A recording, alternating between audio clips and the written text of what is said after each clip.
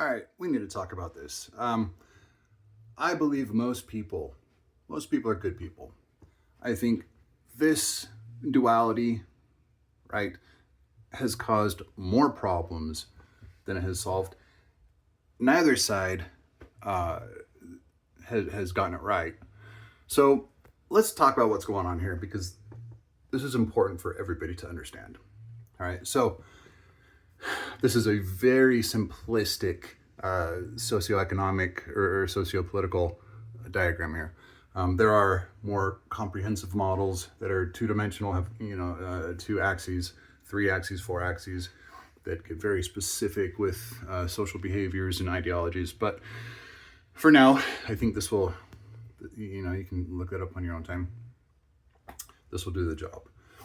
All right, so on the left, the central sort of tenets of the left ideology is liberty, social equality, and collectivism. On the right, the central tenets are authority, social hierarchies, and individualism. Now, there are multiple, instantiations, I guess, of these ideas that have absolutely failed, which tend to be the ones on the far ends, right? Communism absolutely failed. I kind of rated each one according to how well, and I'll explain why I rated them, how well they ended up working. Communism just doesn't work. In fact, most of the communist societies today that are or appear to be thriving, in fact, are not fully communist. They carry aspects of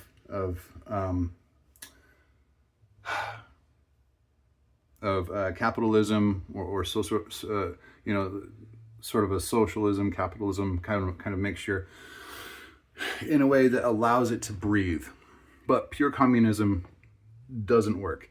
Let me take that back. It could work, right?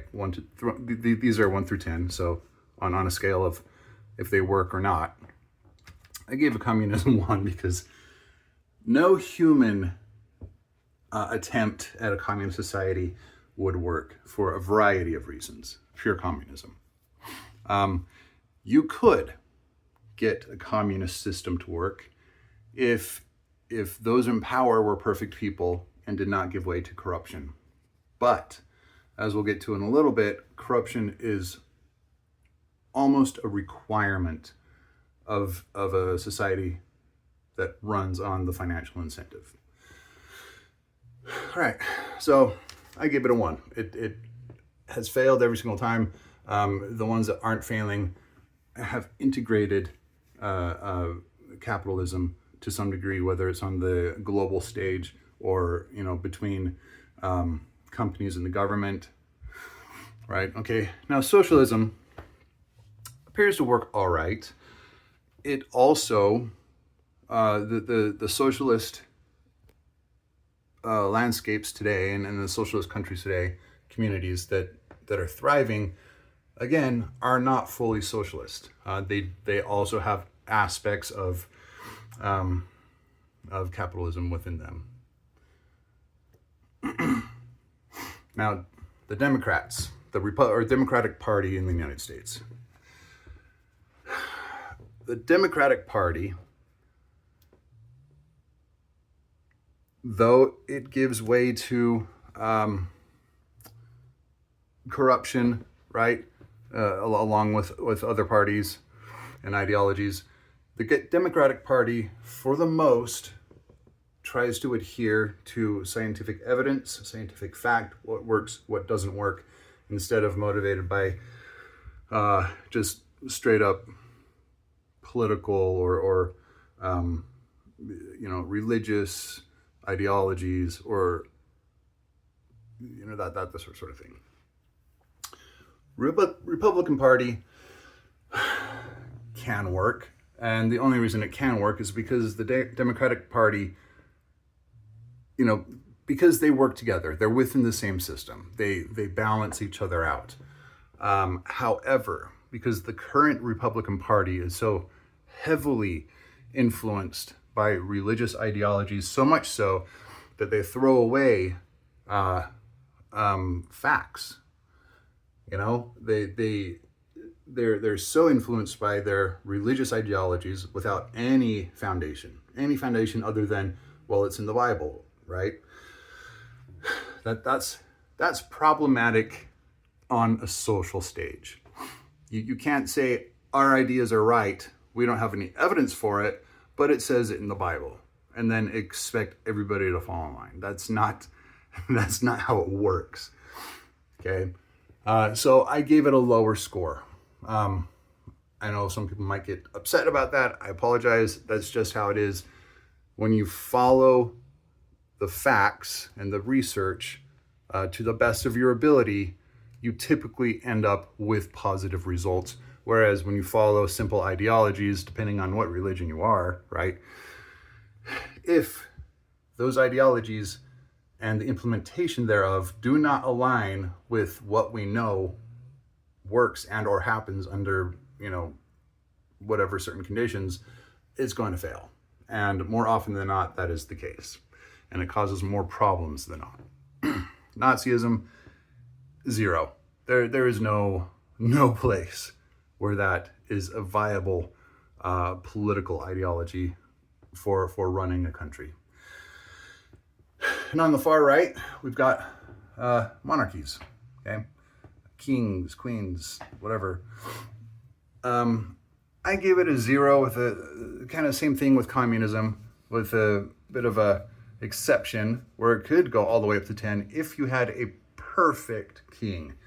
The problem with that is that there are no perfect kings. You can't have a perfect king, you would need a god. And I think this is why so many religiously minded individuals are attracted to the right, because several religions believe in God, right? In God, in the hierarchy where God is at the top and we are the servants.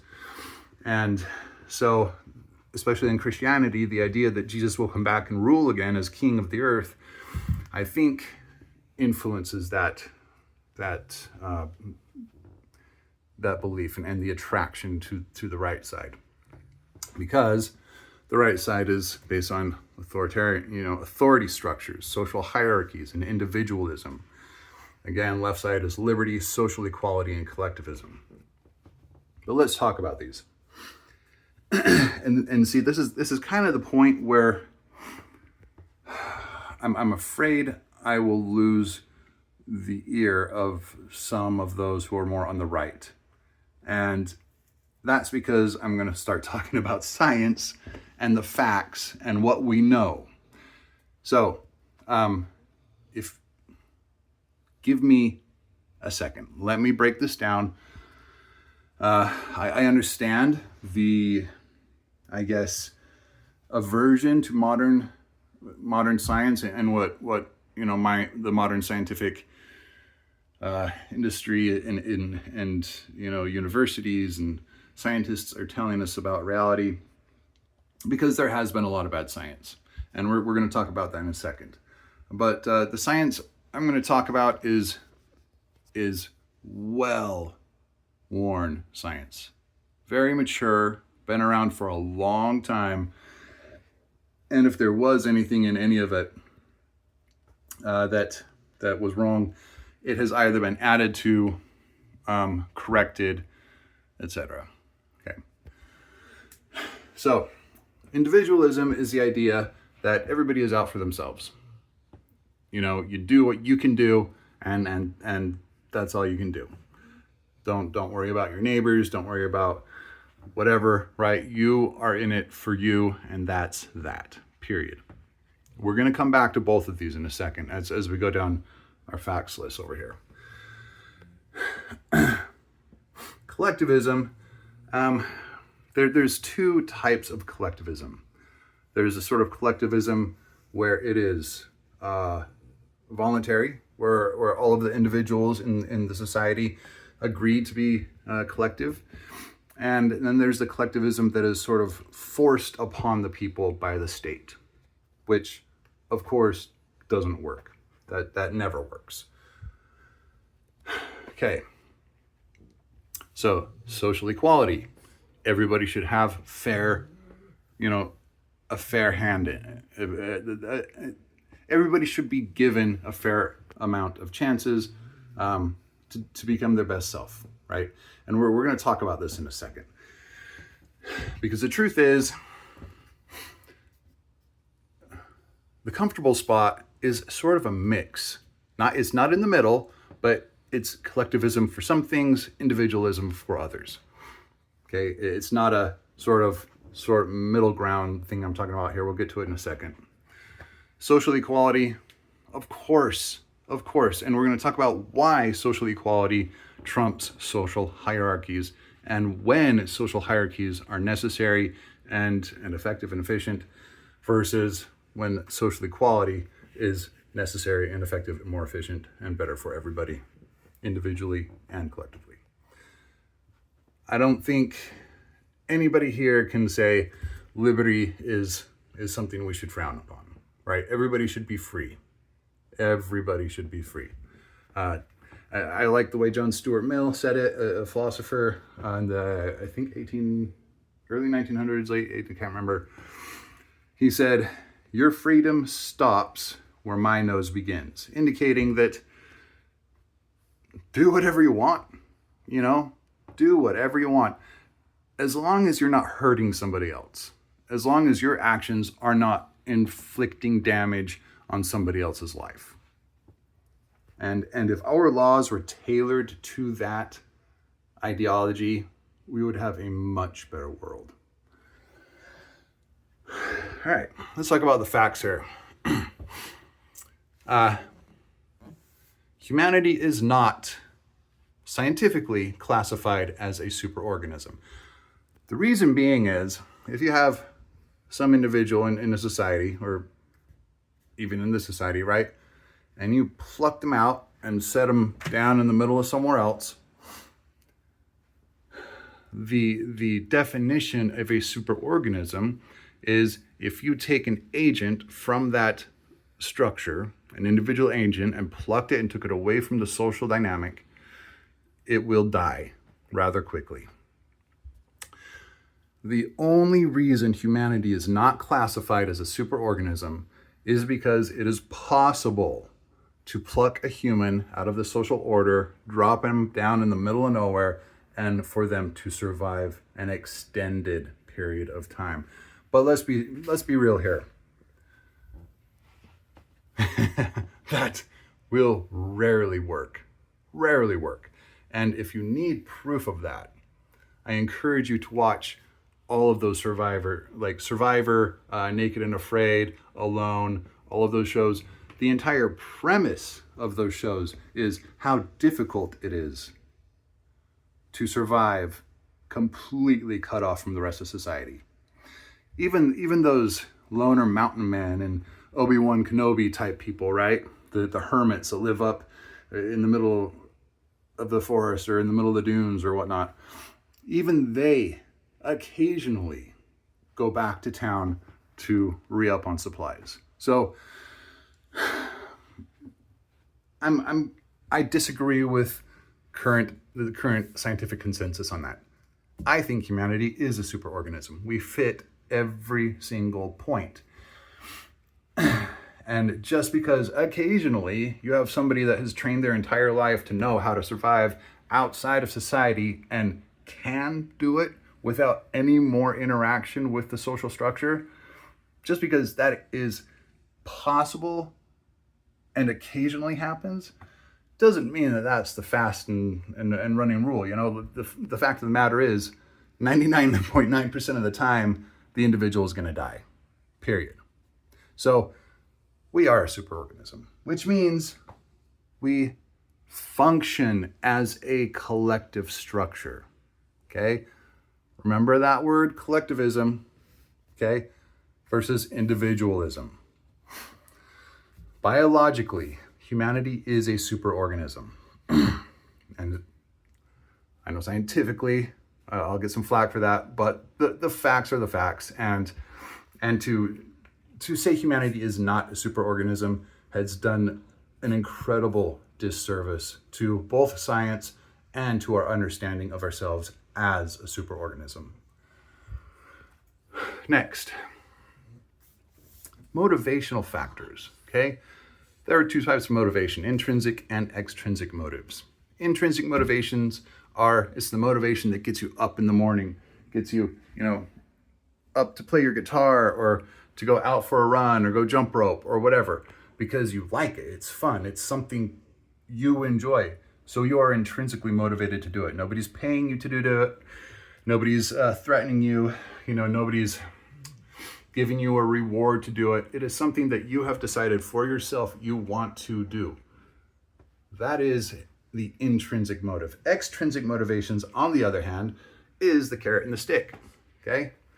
It's reward and punishment, all right? Money is an extrinsic motive, okay? Threats of violence if you don't do something is an extrinsic motive. Threats that you'll get your toys taken away if you don't clean your room, that's an extrinsic motive, all right? Now, the reason I bring up motivations is because it is the central functioning structure that keeps the society glued together. Motives. If you're not motivated to interact or to go make money or to go to work, you're not a key player, and the society doesn't work as well without you. If a bunch of people decide not to, it suddenly didn't have or were motivated, the entire society would fall apart. Okay. Now, the secondary reason I bring this up is because under intrinsic motivation, now this is super important, and this has a lot to do with what's going on over here. If it is an intrinsic motive, all right, you are much more likely to be highly productive with whatever that is. You are much more likely to put your soul into it, right? If it's art, if it's music, right? If you're intrinsically motivated to write an album, the music is going to be so much better than if you were under contract to write 3 more albums and you had to complete those and you were rolling your eyes, oh my gosh, this sucks, right? Intrinsic motives equal higher productivity, higher quality, right? More soul to it. It is, by all accounts, superior to extrinsic motivations. And please remember that money is an extrinsic motivator. And there is a lot of data on this. Third, and we're going to tie a lot of this together, so just hang in there. Individual fulfillment amplifies collective and social awareness. Collectivism and social awareness, I apologize.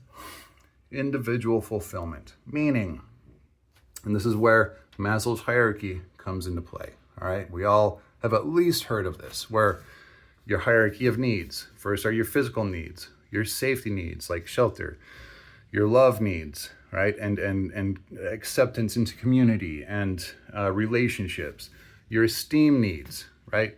When you begin to feel good about yourself and what you can do and what you know, when your self-esteem begins to build and peak. Self-actualization, where you become your very own self, okay? And then self-transcendence. Transcendence is the highest state. Now, these are not states that once attained, you're just there. Both or all of these states can be taken away at any moment in a variety of different ways. And they all affect the person, who is on that pyramid. At any moment, a disaster could happen and your physical needs are suddenly removed. Okay? Somebody may die or whatever, right? Something could happen. You have a brain aneurysm and your physical and mental capabilities no longer are there and your esteem drops out.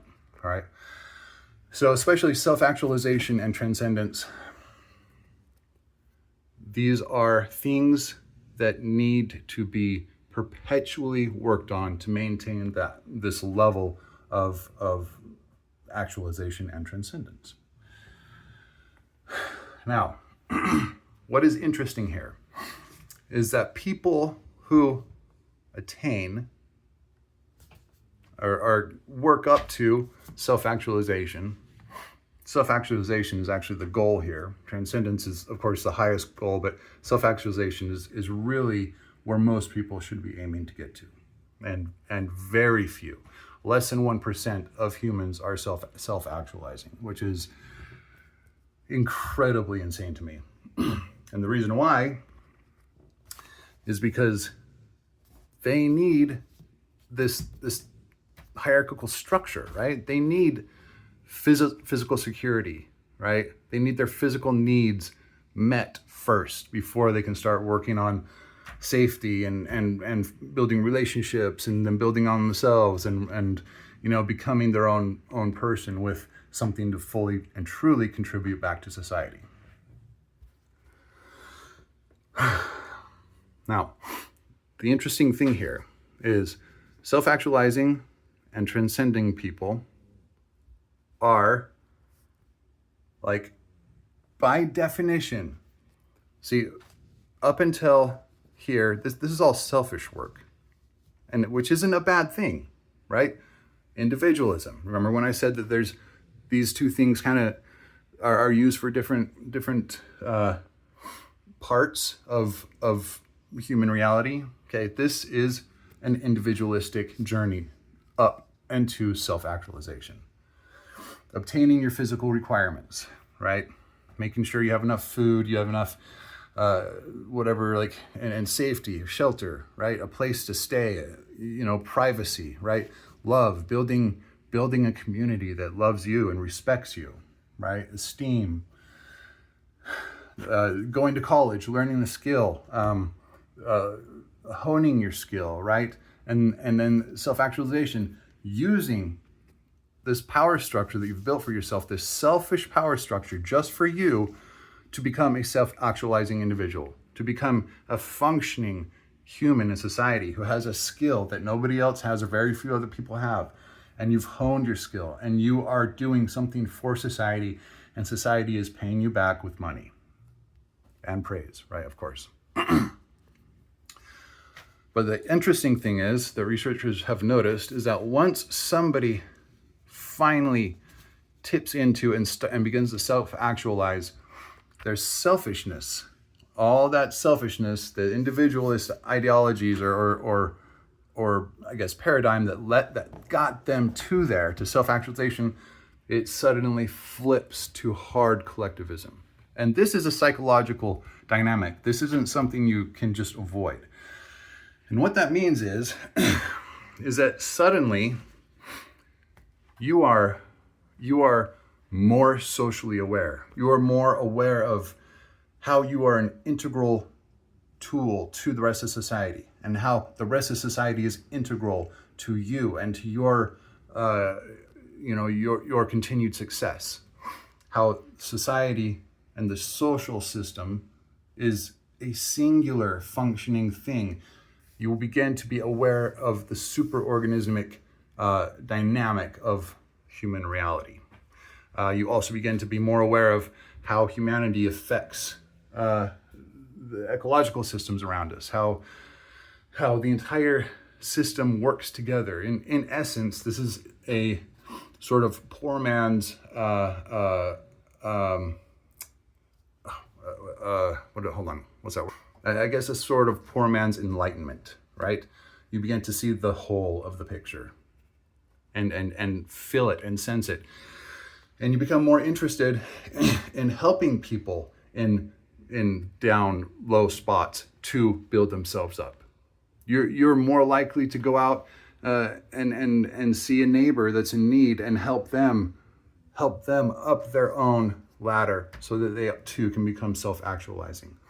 The problem with society today is many wealthy people maintain, they're kind of around here, and they're missing a lot of these key aspects, and they haven't climbed the ladder effectively. So you'll find that many wealthy people have a very low self-esteem, or don't have any love in their life. They've completely given themselves over to their work, and they don't have like true, honest relationships, or they become suspicious of their relationships, and that those around them want something from them all the time. It's a very sad state, but the fact of the matter is that very few wealthy people are self-actualizing. Okay, but keep that in mind. The highest state that you can reach, the highest states, I should say, that you can reach of Maslow's hierarchy of needs, okay? The highest state flips you from being selfish and individualistic to selfless and very collectivist.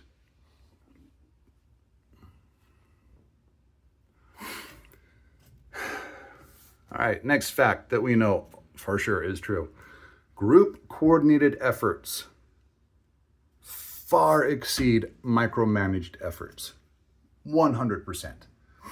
You don't necessarily need a leader for a group of people to get together, come up with a cool, project that they all want to get in on, work together and build something amazing, versus one person getting a bunch of people all together. And group coordinated efforts, you don't even need money for that, right? People can just decide to get together and do something cool. It happens all the time. If it didn't, there would not be open source software, right? Micromanaged projects, terrible. The productivity level between these two is almost incomparable. It's insane. Micromanaged efforts, same amount of people, same plan. These guys went out every single time, no questions, not even a contest, okay? Group coordinated efforts, collectivist efforts will win out micromanaged, individualistic, hierarchical efforts every single time. It's not even a question. Next point. Wealth is 90% luck, 10% work ethic and intelligence. Now, a lot of wealthy people don't like to know this. They actually get quite offended when you bring this up. But the fact of the matter is, it's true. It's true. People stumble into wealth, happenstance, just continually. All right, and it's not, it's everything from who your parents are to who they know to, like their connections, right? To how much money they have, right? Is there already wealth there? The people did you, happen to bump into one guy and just happen to tell him about your idea and he said, oh, okay, I'll fund it. And the next thing you know, you're running a company, right? That's happenstance. That has nothing to do with work ethic or intelligence. In fact, there are quite a few research papers on this, and many CEOs have terrible work ethics, yet they're making more money than most of the people underneath them. And very few CEOs are actually like highly intelligent people. And I think we can see this just about everywhere we look. It's very, very sad. But keep this in mind, okay? Because under a right wing mindset, okay, this hierarchical structure is just happenstance. It's just happenstance. Why is this person at the top? Are they the smartest, hardest working, most ethical human that could currently be found? Not even the case. Not even kind of the case. Okay, so and the right wing mindset, right, that everybody's out for themselves, right? Well, yeah, for the first little bit, right? So everything should be a hierarchy, and it's dog eat dog out there, and everybody just needs to fend for themselves, and that's that. Well, that idea totally goes against the fact that wealth is 90% luck and very little of it is work ethic and or intelligence, right? Completely goes against the fact that under such ideologies and constructs, you end up with corrupt people at the top consistently, because those with a good ethic, those with morals, don't cheat, right? Or don't do things to sneak their way to the top, whereas those with very poor morals and very poor work ethics and don't want to work hard like everybody else find cracks in the system, which there are plenty, and cheat their way to the top. Happens again all the time. Next point is cognitive biases are real. Here's the problem, okay? Once we're divided into two groups, you're buying into an ideology, and you're buying into an entire system of ideologies and concepts. And when somebody, says this thing is wrong, or this thing doesn't work, or that thing is wrong, that doesn't work, the people within whichever side becomes personally offended because they take it as a personal attack. And there are just cognitive biases all over the place. So the interesting thing is that people at the top here are often very aware of their own cognitive biases and are very much more willing to take down the walls and accept the possibility that they might actually be wrong. So, the last thing here, for a fact, the financial incentive motivates corruption, crime, bad science, and disinformation. Absolutely, 100%. I don't think anybody can argue against that. It is written right into the book of all reality. So, given this whole thing together, everything that's happening here, right? The right versus the left, it used to be kind of the right works with the left, but is turned into a versus, and it's turned into a fissure, and it's getting wider and wider and wider. And the whole concept at the beginning was to find the best way to do stuff. Okay, we'll take two different ideas, two people have different ideas, and we'll try them both out. We'll see what happens, then we'll go with the one that actually works, and on and on and on and on. That's not how it happened. We took two different ideas and then decided the other person was wrong, and the fissure got bigger and bigger and bigger and bigger. And 200 years, no, whatever, 250 years later, we're what? Yeah, I had to double check. Yeah, about 250 years later, it's the biggest gulf we've had, and we're like verging on a totalitarian, or either a totalitarian regime or a civil war. And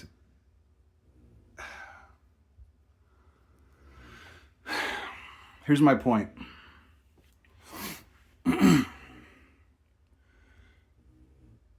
This be damned, right? I hate this division.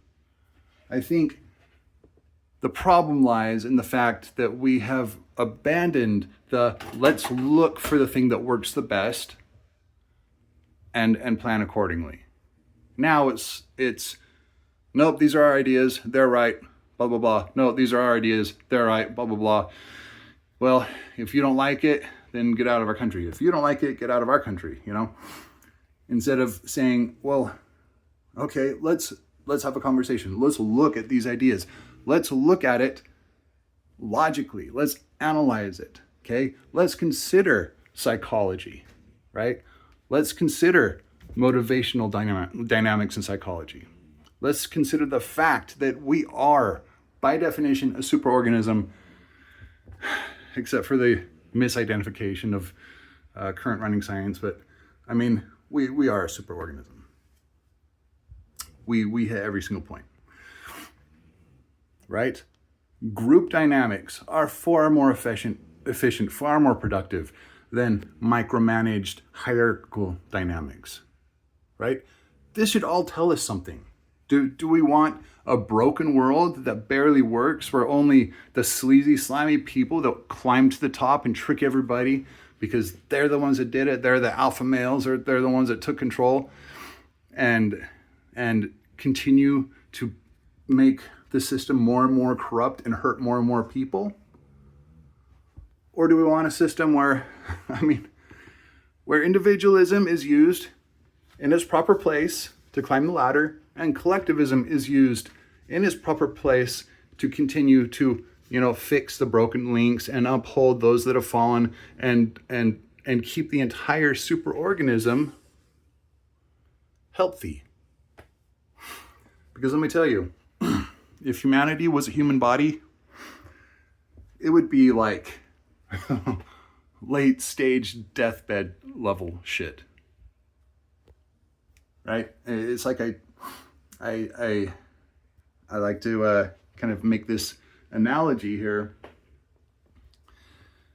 If you could magically turn all your organs into little, sentient agents, and you instituted some sort of a financial system between your organs, right? So your heart and your lungs and your intestines pay your brain for, quote unquote, the internet service of the body, and your brain and your lungs and your kidneys pay your heart for oxygen delivery, right? And your heart and your lungs and your digestive system pays the kidneys and the liver for waste removal functions, right? And they all get monthly bills, okay? And then you institute credit agencies, okay? Well, we know for a fact that you will always, when you have a system based on money and capitalism, you will always have poor people. I'm not going to cite it right now. There are plenty of papers on it. I've even built a series of simulations to show this myself. But you will always have poor, meaning some of the organs are just going to, by chance, end up poor, meaning they're not going to be able to pay their monthly bills, meaning they're going to have to go into debt with the debt agency, meaning that really, really quickly, the variety of different organs in your body will begin to fail. That body will not last very long at all. It will become unhealthy. It will begin to deteriorate and die. And that is what we are doing to ourselves right now. Okay? Now imagine a world where everybody was given what they needed. Okay? Everybody had a way up this ladder. And it wasn't a one-shot sort of thing. It was like, if you fall down, the others around you will step in and help you get back up and get you moving. If you have a death in the family and you need some time to recover, the community will organize around you and help you out. The stronger the group is, the tighter the group is, the more they help each other out, the more productive, the more efficient, the more aware the group will be. Hierarchies fall all the time. They are a literal house of cards. They will always collapse. So, if you had a way to provide what people needed while they're in their selfish state, okay, while they're working up to, through finding a community, finding esteem in themselves, and then becoming self-actualization, if you had a way to ensure this for everybody, then you could ensure that most individuals would become self-actualizing, because it is actually a psychological drive to want to be self-actualizing. If you could get 60 to 70% of society to be self-actualizing individuals, then 60 to 70% of society would be like settled into society. They would be settled into the community, right? They would be at peace inside, like inner peace. They would be fulfilled, and they would be self-actualizing, which means that they would begin to be selfless and begin to see society as the interconnected web of individuals that it is. And they'd begin to understand that if we could get all the broken links and fix them and include them into this big system, well, shit, good science would reign. You wouldn't have bad science because everybody would be self-actualizing individuals. Bad science comes from greed and people trying to get, cred, like in a sleazy sort of way. Bad science comes from like poor understanding of the scientific method and poor understanding of how to employ it.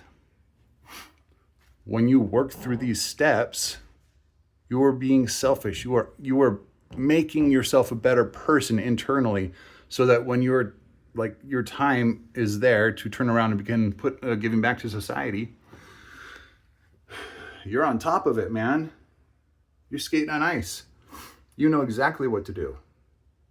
You don't do bad science if you're self-actualizing.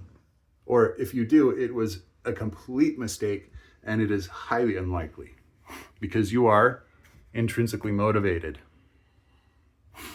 instead of intrinsically motivated by funding and academic prestige and all that bullshit. Okay. So, it wouldn't be a perfect society. Of course, things would go wrong. It wouldn't be quote unquote utopia, but it would be better than what we have now. Far better than what we have now.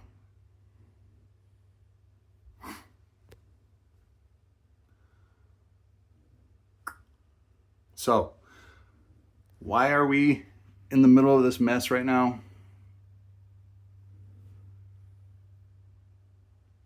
When we could have something amazing as a society if we worked together and set aside our differences and agreed that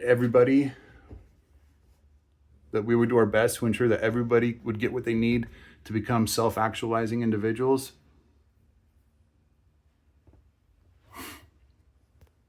Like this part, this is where social equality comes in, right? This is where social programs come in, okay? Ensure everybody has a chance to become self-actualizing, not just the sleazy, gross people that abuse and hurt and maim and trick and whatever else their way to the top. Because that is the dynamic that happens. Like 100%. 100%. Not everywhere, not all the time, but it does happen, and it happens a lot more than you think. This dynamic, this is like a self-healing material, right? Under here, you have a vast number of unemployed people and poor people. Here, nobody's unemployed. Nobody's poor because everybody has access to what they need to become self-actualizing. And once they're self-actualizing, they're a contributing member to society. So not only do you have more people being highly productive because they're intrinsically motivated now because they're self-actualizing, right? They're also highly knowledgeable because they were given the chance to be totally selfish and become their best possible self and really know what they want to do to contribute back to society and perfect their art, perfect their knowledge, and then begin to give back to society as a self-actualizing individual.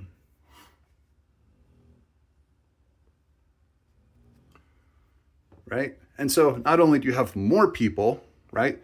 You have group dynamics, which we know group coordination systems are vastly superior to micromanaged hierarchical systems.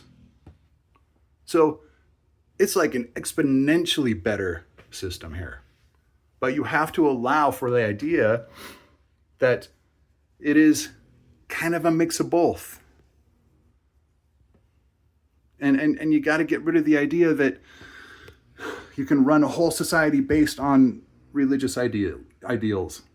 Unless those religious ideals are absolutely in line with what the facts and the numbers and the science says about that in particular, topic, you're just gonna have to maybe enjoy that ideal at church or with your family, which is fine. Nobody says not to, right? But if it causes more harm, come on. If it causes more harm to the group, why? Just because you believe it will? That's not really a reason. You would rather hurt more people? I don't believe that. I don't believe that's true. And when you have people in interviews saying stuff like that, the only reason they say it is because they're in front of a camera and they're feeling the pressure, and so they're doubling down on their position, which I think is not great, because now it's solidified in their minds, right? Those sorts of environments where you're putting somebody on the spot in front of a camera and you're getting up in their face about their beliefs and proving to them, that it's false, they're going to double down every single time. Why? Because cognitive biases are real.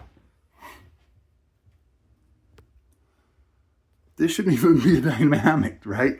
The dynamic should be, let's all work together to find what works the best and do that, right? And eventually you will have the best working machine that humans can possibly create. But you have to keep following the facts, just like if you're a reporter or an investigator, you follow the money, right? If you want a better society, you've got to follow the facts, the research, and the science. Even though we know there's a lot of bad science, the only reason there's a lot of bad science is because of this hierarchical, financially incentivized mess that we're in right now. If we did this and got more like this, and only use this some places, but use this generally, and if we only use this here and started using this at the top here on this level, right? Bad science would simply be a fucking footnote. It would be, less than 1% of papers instead of the 33 fucking percent of papers that it is currently. Disinformation would go out the window because self-actualizing people are far more trustworthy and open. Crime would go out the window because self-actualizing people aren't criminals, right? Self-actualizing people are out there to help make the world a better place. They see society as a collective, and they wouldn't do anything to hurt that collective or the dynamics in the collective. Crime would go out the window because it is financially motivated. But if you got everybody self-actualizing and everybody was out there seeing the system as a whole, and whenever they see a weak link or somebody falling or somebody having a hard time, they lift them up and get them the help they need and get them back on their toes and get them back up to self-actualizing, you're not going to have homeless people or poor people that need to commit crimes in order to survive or stay addicted to whatever, right? So that's my hour-long spiel. And that's that. Thanks.